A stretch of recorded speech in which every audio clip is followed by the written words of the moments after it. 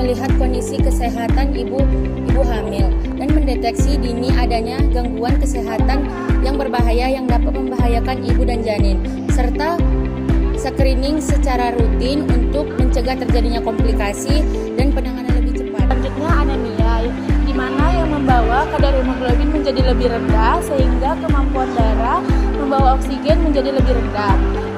Mengapa dilakukan pemeriksaan? Untuk mengetahui apakah ibu mengalami anemia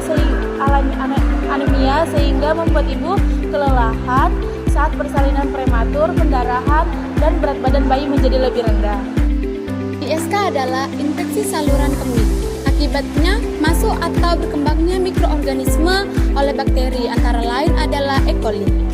Dan adapun gejala ISK salah satunya sakit atau perih atau terasa terbakar saat buang air kecil, bau atau berdarah pada urin, dan adapun sakit di bagian bawah perut dan bagian pinggang, dan adapun demam. Jika sudah demam terjadi, maka ISK telah menaik kepada ginjal. Di sini ada selanjutnya diabetes gestasional yang sering terjadi, kadar gulanya tinggi saat yang sering muncul saat kehamilan. Nah, gejalanya itu ibu sering buang air kecil yang melebihi terjadinya pada saat kehamilan.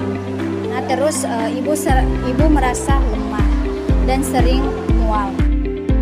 Kapan waktu yang tepat untuk dilakukan pemeriksaan laboratorium pada ibu hamil dengan bertujuan untuk mendeteksi sedini mungkin adanya masalah pada ibu dan janin agar segera ditangani. Waktu kunjungan pertama, pemeriksaan darah lengkap, gula darah, golongan darah, dan yang dimana pemeriksaan darah lengkap untuk mengetahui adanya anemia, infeksi, ataupun pembekuan darah pada ibu. Selanjutnya di pemeriksaan golongan darah untuk mengetahui golongan darah ibu seperti A, B, AB, ataupun O. Selanjutnya itu gula darah. Pemeriksaan gula darah dilakukan untuk mengetahui adanya diabetes mellitus maupun diabetes gestasional. Gula darah yang tinggi dapat meningkatkan resiko bayi besar atau makrosomia, persalinan sulit, hingga komplikasi yang lain. Waktu trimester pertama, pemeriksaan hemoglobin, HIV, dan hepatitis B, serta sifilis, yang dimana pemeriksaan hemoglobin atau HB dengan nilai HB normal pada ibu hamil umumnya 11 gram per desiliter pada trimester pertama dan ketiga, serta 10,5 gram per desiliter pada trimester kedua.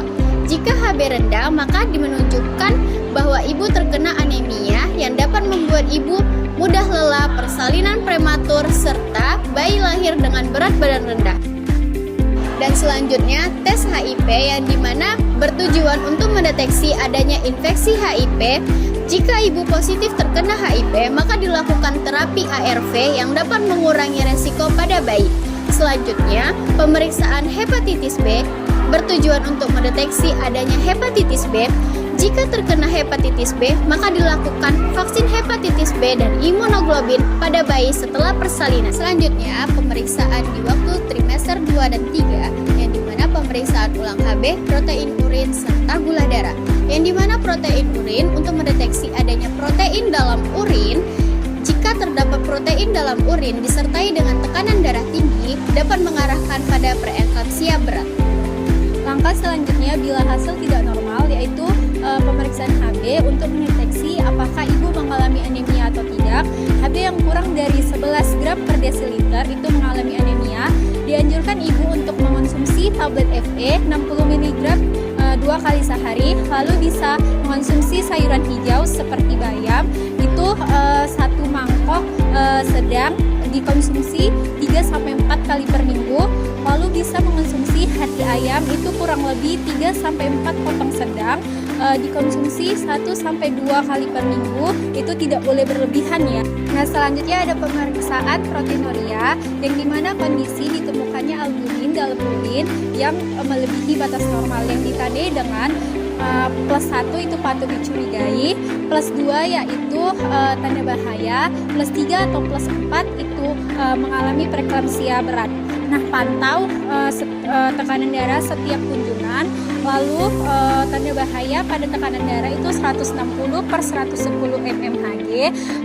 Cek berat badan, jika lebih dari 1 kg per minggu itu bisa retensi cairan. Lalu cek pada edema atau pembengkakan daripada wajah, tangan dan kaki. Lalu tidur yang cukup minimal 8 jam per malam. Nah, sekarang pemeriksaan gula darah tinggi, yang dimana harus konsul ke dokter untuk mengevaluasi lebih lanjut.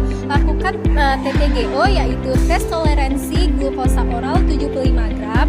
Lalu diet, yaitu kurangi nasi putih yang berlebihan, kurangi gula yang berlebihan, dan makanan yang manis itu harus dikurangi ya. Selanjutnya itu pantau berat badan janin karena bisa beresiko makrosomia. Lalu jika konfirmasikan DM gestasional harus dirujuk ke dokter SPOG dan ahli gizi.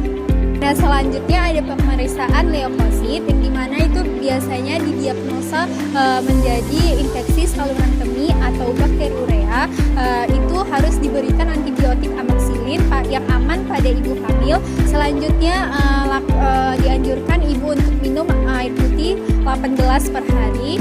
Lakukan kumpul urin untuk identifikasi bakteri. Nah, selanjutnya itu ada pemeriksaan HIV, yang dimana jika ibu sudah terkena HIV itu harus segera diterapi ARV, yaitu antiretroviral sedini mungkin.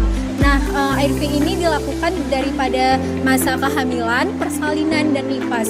Nah, bayi yang sudah terkena HIV harus diberi profilaksis ARV setelah lahir. Itu tidak boleh diberikan ASI, bisa segera mungkin diganti dengan susu formula ya.